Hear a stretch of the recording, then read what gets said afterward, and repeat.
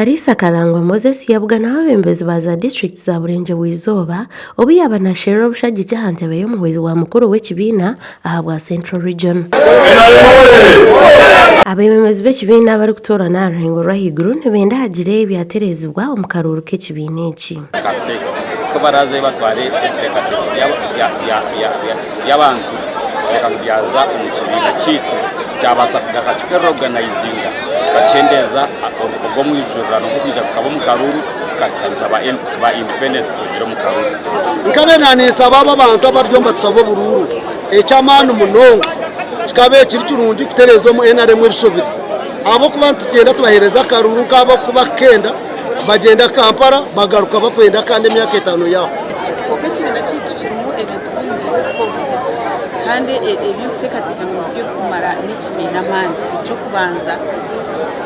kuba turonda akaciko akaba karonda hati kutukweza kutero buru toruka kakagurura kaburo mugasho kabakatini mbwene tukine mani akwasire bendera y'abagurusi bashima yashaba abantu kuronda umwebembeza kugita kandi ari kushakira abantu b'ekibina ko abantu turonda umwebembeza turonda umwebembeza kutugita that's number 1 turonda umwebembeza kwasa kushaka twatunge turukwenda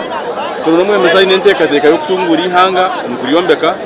n'abari babasha twatwarigire babizire bashangiye ihanga ry'ebekini. Kalisa Kalangwa Moses ayesimbire nga Vice Chairperson Central Region Museki yashobora bimwe ebyayorekeje korera abantu. Nakora bakora mwena mushemereye kugira ngo mwarwana n'umwanya w'itugo wo kwanira kuyamba muri Museveni muri Uganda bakagitwara bigatwara abantu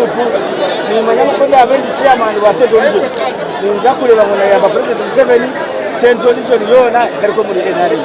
echo jure nikora Kalisa yahamya ngo biliyoni biraba mutimbagano ngo arujira mu karuru ne babiha nzi kuvugira yenda ebifurumya mu social media ndinavude ebo simitufu